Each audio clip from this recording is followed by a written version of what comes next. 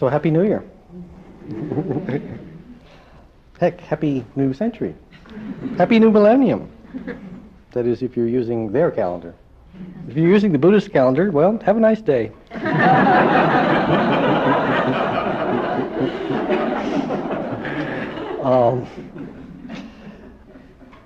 This is going to be a little bit different than my usual Dharma talk. You'll see in a few minutes how, in what ways. I'm going to develop a metaphor for something. So bear with me. It's going to look really strange in the beginning. Hopefully it won't be quite so strange as we go along. When I was thinking about the New Year Dharma talk, I remembered that occasionally at this time of the year, if you're watching TV or listening to radio or something of that sort, you see someone in a sort of public position wishing that we have a safe and sober New Year. And that, of course, is referring to, hey gang, let's not drink and drive, let's get through this in one piece, which is excellent advice. But it got me to thinking about the topic of sobriety. And so, the more I thought about it, the more intriguing this became. And what you're going to get this morning, ladies and gentlemen, is a good old-fashioned temperance lecture. Yes, I'm going to speak to you on the evils of drugs and the demon rum. And I should know the depths of degradation they can bring you down to because, ladies and gentlemen, I am a drug addict. That's right, a drug addict, a junkie. For many years in my wasted youth, I shot up speed. Uppers, ladies and gentlemen. Those drugs that make you feel power, that make you feel in control, that make your mind race and make you feel alive. I note my physician here is wondering, is there something I didn't tell him? Hang on, brother. Now, in this world, there are many types of uppers. And I will not be trying to describe them all to you. Many types of addictive drugs of this variety. Let me start with the one that was my drug of choice. And that is the drug of knowledge. Yes, I was a knowledge addict. Knowledge is, as they say, power. I know more than you do. I have power. And in fact, I am right.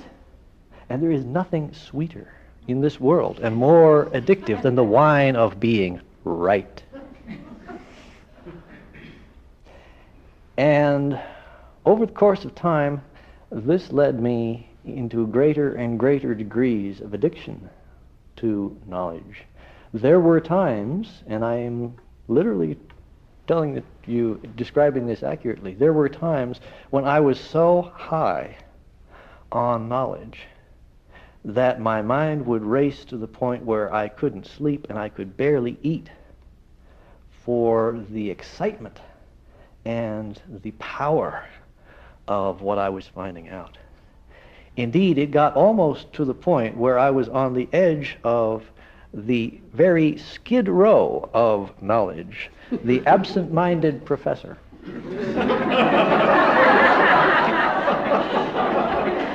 Now, you may think that the absent-minded professor is a quaint and eccentric sight, but let me tell you, having been very close and having known many, the absent-minded professor is drunk. But, fortunately, I saw the light. And so, for some years now, I have been sober in this regard. Therefore, we may refer to me, perhaps, as a recovering intellectual.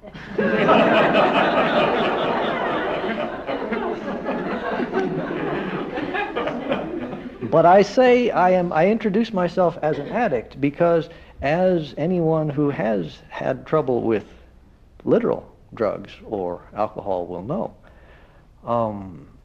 it's not a question of whether you are, for instance, an alcoholic or not. It's only a question of whether you are a drunk one or a sober one.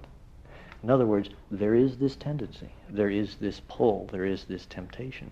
And for me, knowledge will always be there as my temptation. So I have to be a bit careful, lest I start drinking too deeply in this area and become drunk again. Because if I do, I will go right back to the state I was in before I gave it up. This, by the way, is not uncommon. I'm thinking of Reverend Master Jiyu, my master, who was a musician.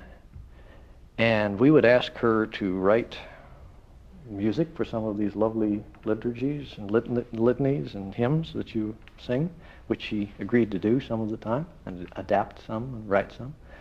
And she would always look at me with this little look in her eye.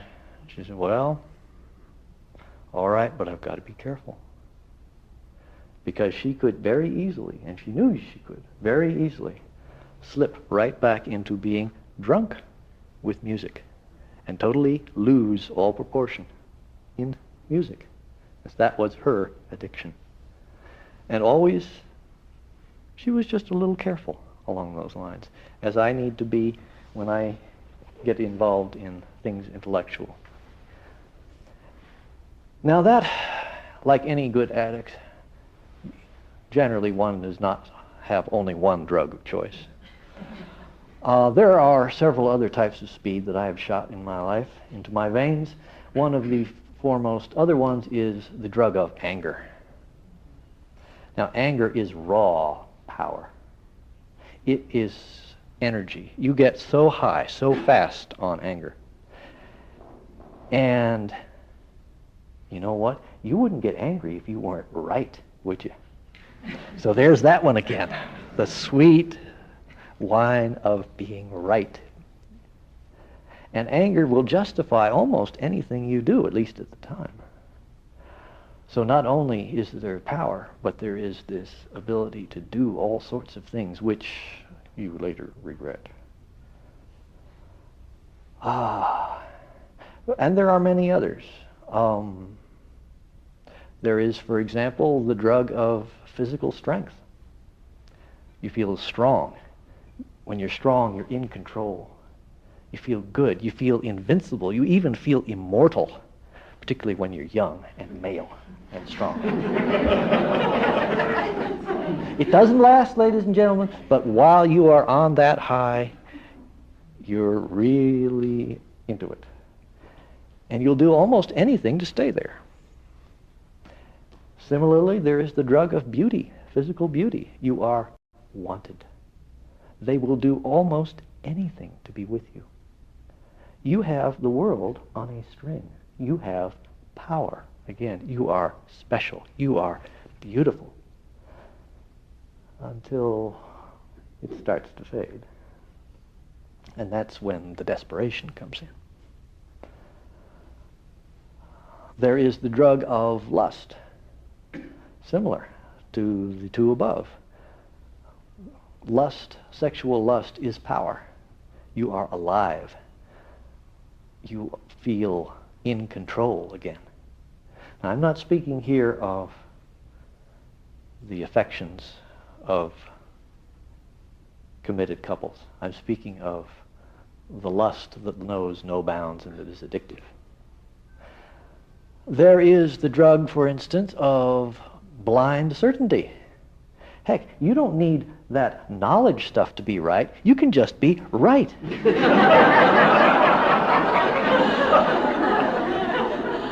It doesn't matter whether it's idealism or whether it's bigotry. Right is right. When you are right, you are in control. You are speeding. You have power, and anything goes. And then, of course, just to mention one more, you know what they do say about money. Money is power. Another addictive type of speed. Now, I refer to these as addictive drugs. Are they? Are they actually addictive? Well, I would say you betcha they are. You like the feeling? Have some more. It doesn't last, does it? You come down. What's the answer to that? Well, have another fix. Stay high at all costs is the addict's motto. Because if you don't, you start to see what you've been doing to yourself and to others, and that is that you've been harming yourself and others, and that is simply too painful. So stay high at all costs. It is an addiction. It is also impossible to get enough. Think of your favorite addiction, if you are a speed freak like me, among those. There are other classes of drugs I'll get to in a minute, for those of you who aren't into uppers. Think of it for a moment. Can you ever get enough? I know as a scholar, I could never get enough. I didn't know any scholar who knew enough and was content. I've never known a tough guy who was strong enough. I've never known a beautiful person who was beautiful enough. And is there such a thing as enough sex or enough money?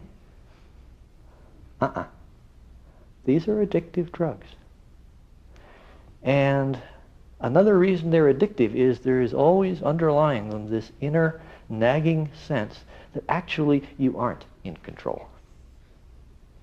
And that inner nagging sense must be drowned out at all costs, because it is, once again, too painful. Now, I mentioned that uppers are not the only addictive drugs out there. We have the downers. Now, never been as appealing. These have never been as appealing to me because they're not as much fun. But they can be just as addictive. And I probably don't know them as well because I'm a speed freak. I'm not a downer freak. But the way it looks to me is that downers have in common, instead of control and I'm in charge and power, they have in common, don't blame me, I'm not responsible. For instance, there is the drug of incompetence or inadequacy. Hey, don't look at me, I can't do it. You wouldn't expect me to do the impossible, would you? Training is too hard. I'd do it if I could. I just don't have what it takes. So I don't have to. I'm not responsible. There's the drugs of dejection, depression, despair, call them what you will in there. You can't expect me to do this when I'm down. I mean, would you kick a guy when he's down? I can't do this. I'm not responsible. I'm down. There is the drug of fear. Well, I'd do it if it wasn't so scary. But I'm too scared. I can't do it. It's too frightening. I can't do it. I can't take responsibility for my life. I can't do training. It's simply too scary. There's things I just can't face. I'd do it if I could. So I'm not responsible. There's the I'm worthless. I'm no good. I am a failure.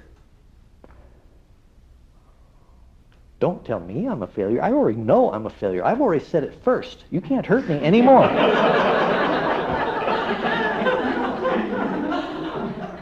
And what can you expect from a failure? You can't expect this. You can't expect responsibility and to do practice from a failure.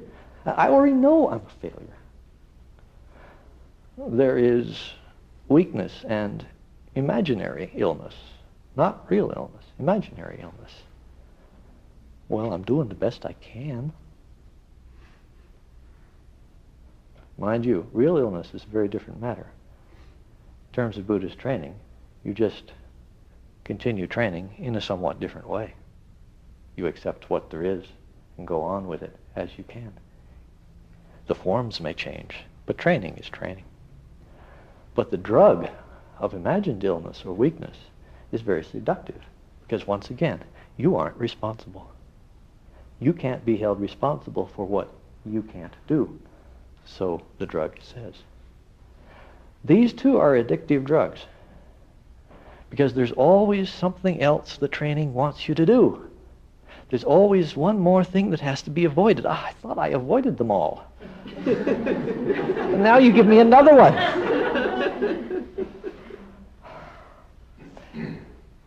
It's no fun being on downers, but at least it's less painful, one thinks, than facing the awful thing. There always seems to be an awful thing amongst downer addicts. You often can't figure out what the awful thing is. I'm not even sure there always is one. But there always seems to be an awful thing, which is gotta be worse than being on downers. To be sober has gotta be worse than this, because there's the awful thing.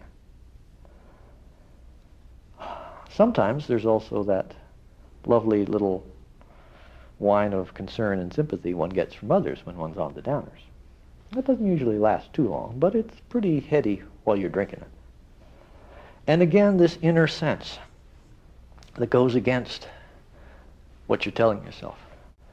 In the case of the downer addict, the inner sense that in fact you are responsible for your own life and your own training. That's the inner sense that has to be drowned out by staying high. Because otherwise, you would realize what an utter waste you are making of your life. And how you hurt others and yourself, not by doing, as in case of the speed freak, but by not doing. Then there's our third major class. The drugs, the psychedelics. Hey man, don't bug me. I'm elsewhere. There is the drug of fog. You can't reach me in here. I'm nowhere. I can't even find me.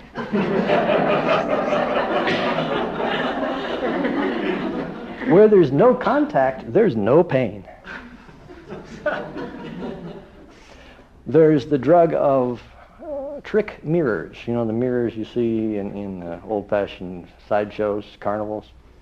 The ones that make fat things thin and thin things fat and turn things upside down. And as our scriptures say, sometimes it looks like black is white and white is black. Well, these applied to one's training come up with such conclusions as, my life isn't in a mess because of my training, it's your fault. Everything would be fine if they'd only stop that. Hey, I don't need to be fixed, you do. Then there's the drug of what I call moonbeams.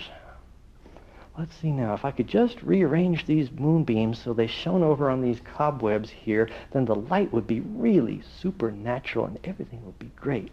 You know, hey, don't bother me. I'm dealing with moonbeams here. This is important. Don't talk to me about Buddhist training. This is moonbeams. Life is not the problem. The real problem is moonbeams. If only people would understand this. A complete diversion from what's actually going on. There is the drug of, hey, what's the problem? Everything's just fine here. There's no problems here.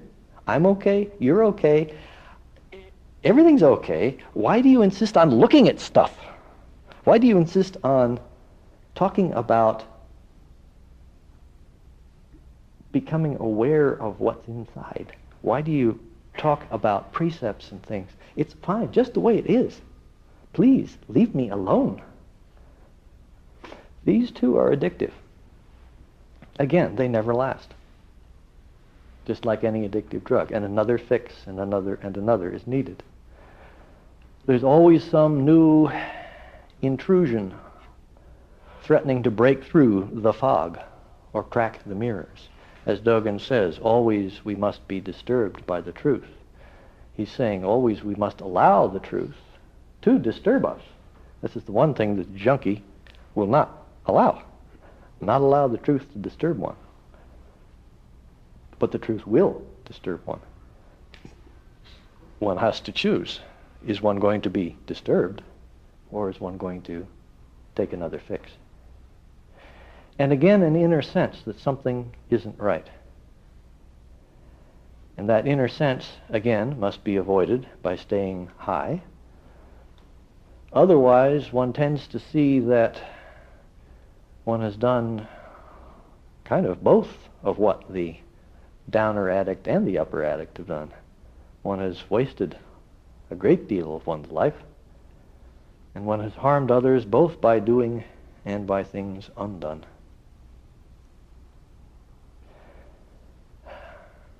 Now those are the sorts of those are three ways of looking at the drugs, the hard drugs.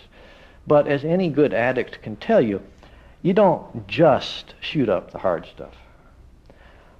You're constantly smoking a little of this and a little of that, just to take the edge off, you know. And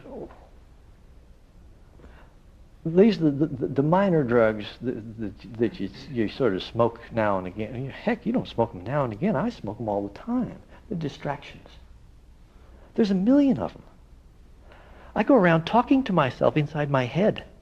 Heck, I go around singing to myself inside my head. We wrap ourselves up in our emotions.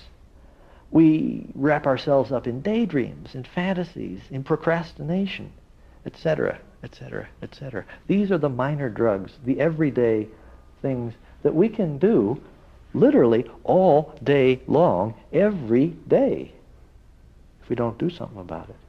And we will do that, exactly that, to avoid being stone cold sober.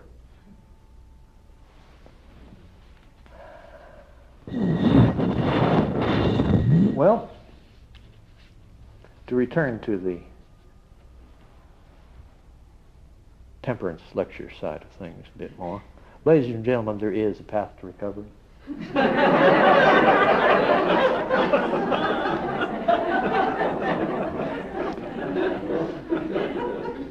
Now, there are many ways in literal drug addiction and alcoholism for recovery, but I'm going to push our metaphor a little bit here. And for those of you who aren't familiar with them, haven't been either involved personally or in the business of mental health, I'm going to translate into quasi-Buddhist terminology the 12 steps of AA. And I'm going to do that for two reasons. One is because it's very interesting how close this is to what we do.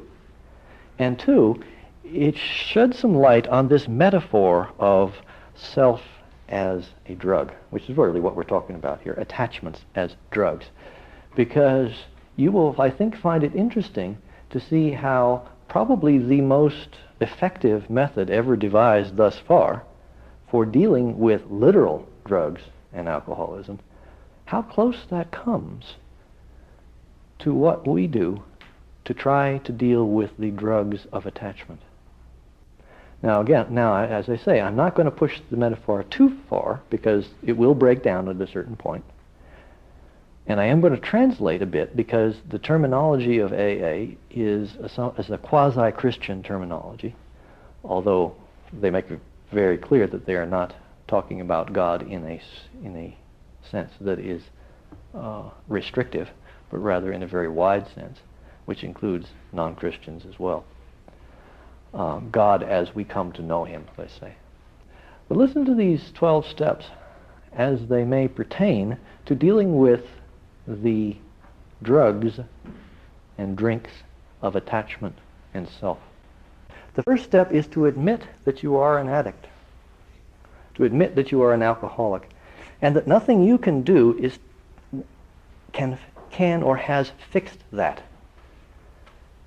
In other words, until you admit it squarely, there is no hope of change. It's a very important point for them, and pretty important for us. The first noble truth, the truth of suffering. If you don't get it, if you don't get the truth of the unsatisfactoriness of this way of going about things, what is the point of doing all this hard work? You won't be terribly likely to continue with it. So the first point is to admit to oneself that one is a drunk. And the second part of this first step is to admit that all the fixes you've tried, all the little tinkerings and mechanical adjustments haven't dealt with it. In other words, it's bigger than what you can fix. And again, this is very useful for us because the tendency is to try to fix oneself, to try to fix the self. And fixing the self isn't going to work in Buddhist training, because the self is the problem. And fixing the problem so that it works better isn't going to deal with the problem. It's just going to be a problem that ticks better. So the first step, admitting that one is an addict and that this is bigger than what I can fix. This is bigger than what I can handle on my own. Their second step is to find faith in something. They call it a higher power or God. We can call it a Buddha nature. We can call it the Eightfold Path. We can call it that which is. We can call it the unborn, the eternal, what you will. A faith that something can deal with this. Okay? In a sense, the Buddha's entire teaching. Hey, do you believe that this guy actually did find the cause and cure of suffering or not? If you believe it, you've got a faith there. If you even are willing to try to follow it and see what happens, you've got a faith. But there is a faith aspect in here. A faith that there is the possibility that something does know what it's doing here. It's not me, but the Buddha nature may know. Something knows what it's doing, and something can deal with this. The third step, as I translate it, is a little bit different depending on whether you're on uppers or downers or elsewheres. If you're on uppers, this third step is to step out of the driver's seat.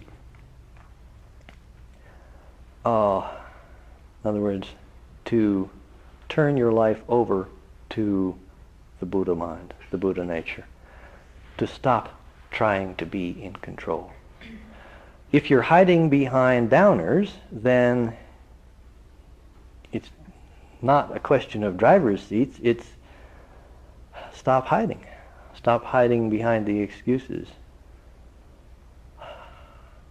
And turn your life over to the Buddha within. If you're in the elsewhere, then you got to get out of the elsewhere long enough to be able to make a deep commitment to that something. And again, to relinquish control, to relinquish what one is doing to that something in which you have faith. And one of the things they point out in AA about this is there can be no half measures at this step. You can't hold on to part of the control. And I dearly love that. I know that one very well. Well, you can have everything, Lord, but not that. Or, I know what to do, you know. I want it this way. Okay? Nope. No half measures in this one. Won't work, as they say in the big book, if there are half measures at this point. You've got to be willing to give up self, in other words. Step 4 is to look clearly at oneself, and what they call it taking moral inventory, but to me it sounds a lot like what we do in terms of facing our karma squarely.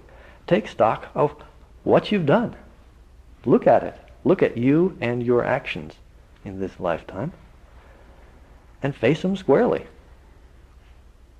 No more excuses, no more looking away. The 5th step is trust. Trust enough to stand up squarely in the face of the Buddha or God and oneself, and, very important point which they make here in AA about, and at least one other human being.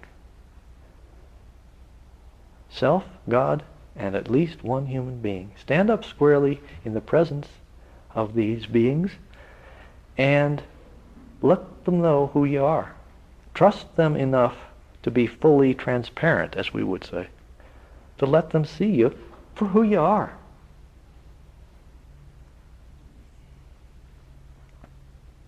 That one other human being, at least one other human being, can be one's partner, can be one's teacher, can be a good spiritual friend. But there's got to be at least one person in this whole wide universe that you can trust enough to show yourself to. Step 6 is to be willing to let go of our attachments. Right, okay. But note the words, willing to let go. Not trying to fix the attachments, not trying to force the attachments. The words in AA are to be entirely ready to let go. It's very lovely. What we would refer to as being willing. They're not asking for more than being willing. Just be willing to let these things drop. And that leads naturally to their 7th step, which is to ask for help in so doing. After all, if you do have faith, and you do have trust, and there is something greater, and you are willing to let go, then it makes sense at this point to ask for help in doing that. Steps 8 and 9 sound a lot like two aspects of what we would think of as one thing, which we would call Sangha. Sangha being a word which is roughly translated as contrition. Step 8 is to examine one's actions and their consequences more fully, and to clearly see all those that one has harmed. Okay, this is a sort of extension of one of the other steps. To continue that, in other words, to look even more closely, and in particular to look at the harm that one has done. And step 9 is to make amends when possible. Actual direct amends when that will be of benefit. And not to be too proud to say that one is wrong. You put those two together and it sounds a lot like Sangha. To look at what one has done squarely, to allow oneself to feel the pain of having harmed other beings, to do something about it, and in that, to deepen one's resolve not to continue in that way. Which leads, in Buddhism, to undertaking the precepts, to undertaking a preceptual life. Interestingly, in the way of recovery of addictions, their step 10 is to continue, quote, to continue to take this personal inventory, and when we are wrong, to promptly admit it. Okay? Sounds a lot like precepts. It's not as general as precepts. It is more general as precepts. Precepts have some specific guidelines that are specific to our religion. But the undertaking of preceptual life is the undertaking of a constant personal inventory and admitting when we've blown it.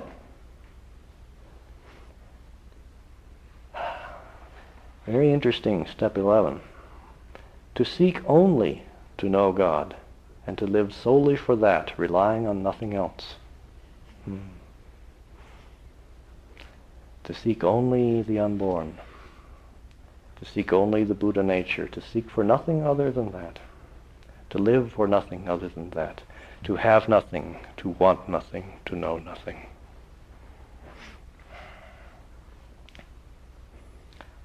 And there, number 12, to practice all these things continually in all aspects of one's life, to apply them to everything, and to share with others. Sound familiar? Pretty interesting. Now that is a program for literal recovery from literal drug addiction and alcoholism. It's not very far off for a pretty darn good program for recovering from the drugs and drinks of attachment. Indeed, one could say that Zen training, Zen practice, is the practice of radical sobriety. That's our goal, ladies and gentlemen. Radical sobriety. What do I mean by radical sobriety? I mean the elimination of attachment. And you can look at attachment in a number of different ways. The traditional way, one of the traditional helpful ways, was even referred to in some of the scriptures this morning, of the three poisons of greed, anger, and delusion. And that is very useful, and that is the most traditional way of looking at these things. Actually, what I've been doing this morning is simply dividing up attachment in a slightly different way. Instead of dividing it into greed, anger, and delusion and calling it the three poisons, I've divided it up into power, inadequacy, and elsewhere, and called it the three addictive drugs. But it's the same stuff. It's just a different way of looking at the same stuff. Because the fundamental problem is attachment. And attachment, interestingly enough, not only leads to suffering. We know that from the second noble truth. Attachment leads to suffering. Craving leads to suffering. In other words, when we are acting from attachment, acting from craving, we do things which produce harm to self and other. I think it actually goes further than that. Not only is attachment that which leads to suffering, but I will submit to you that attachment itself is suffering. The very place of being attached, the very craving itself, is suffering itself. It's not the only suffering, but it is a very powerful suffering. Clinging itself is suffering. I mean, the most obvious perhaps is anger. Okay? It hurts. Not just afterwards, it hurts while you are angry.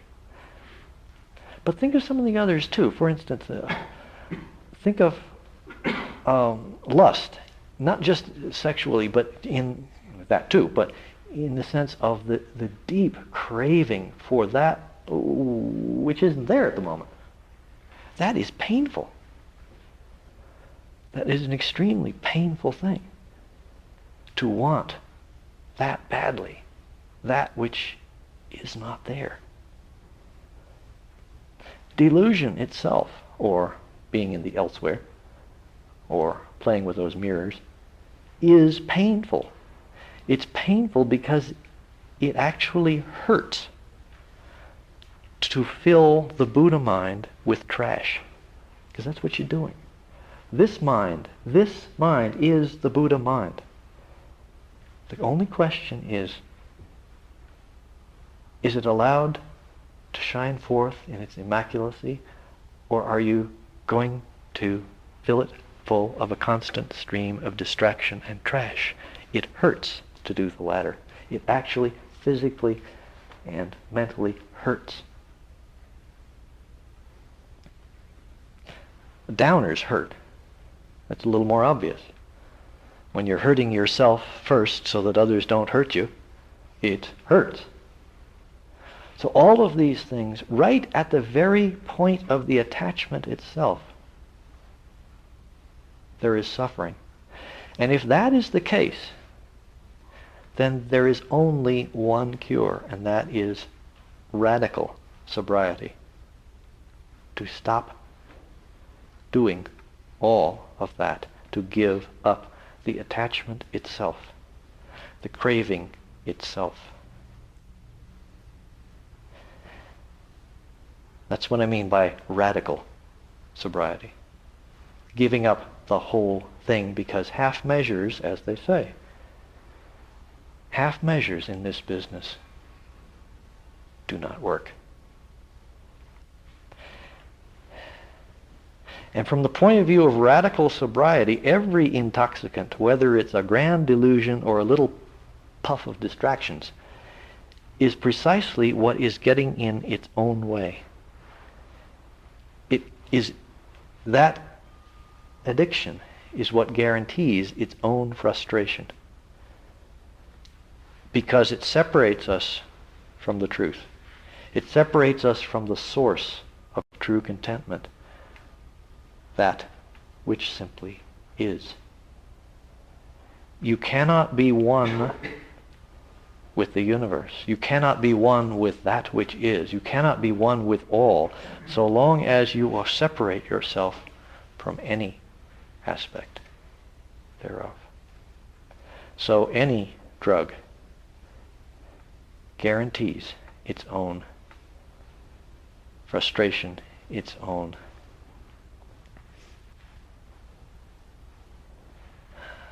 pain.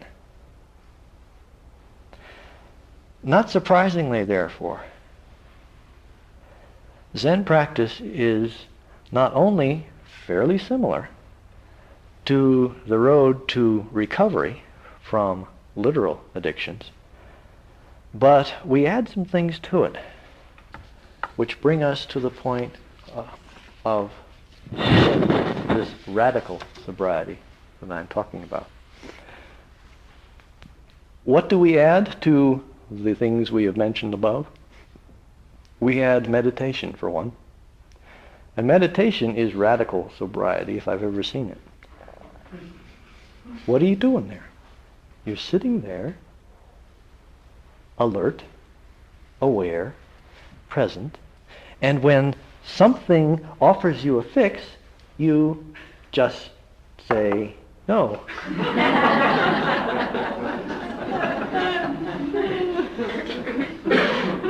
Now actually, I will amend that a little, because that sounds a little bit too much like you're shoving it away, okay? When I was in Canada recently, I found it quite fun that the Canadians have a similar anti-drug slogan to our just say no, but theirs, being Canadian, is none for me, thanks.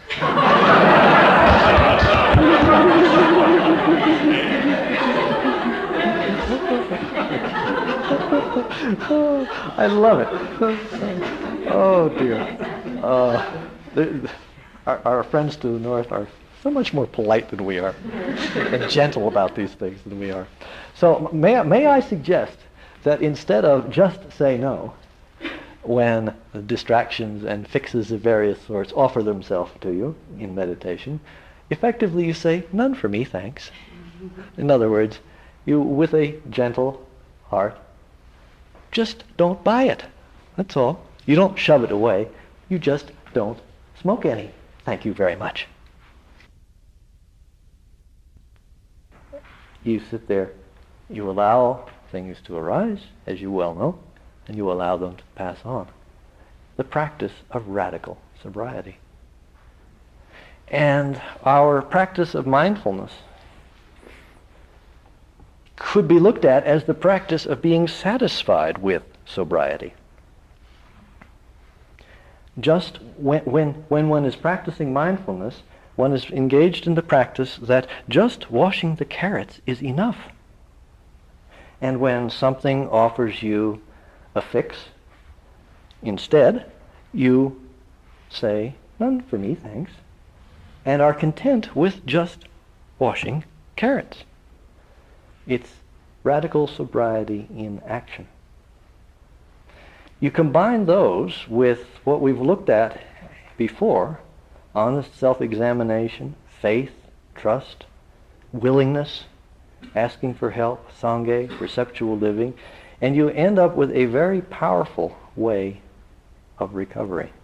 Whether it be from the three, whether you think of it as the medicine for the three poisons, which is the traditional Buddhist way of looking at it, or whether you think of it as recovery from the three addictions. Now at this point my metaphor breaks down, because in literal recovery from literal drug addictions, sobriety is simply sobriety. One ceases destroying oneself and others. And that is a very wonderful thing.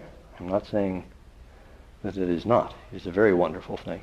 But radical sobriety, sobriety from attachments, from self, goes even farther. It is nothing less than the dropping off of body and mind and the oneness with the eternal Buddha mind of the unborn.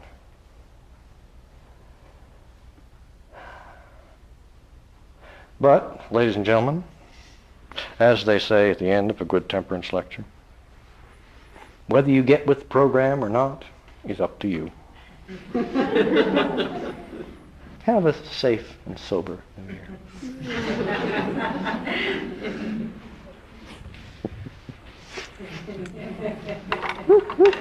Bet you didn't think you were going to get a good old-fashioned temperance lecture.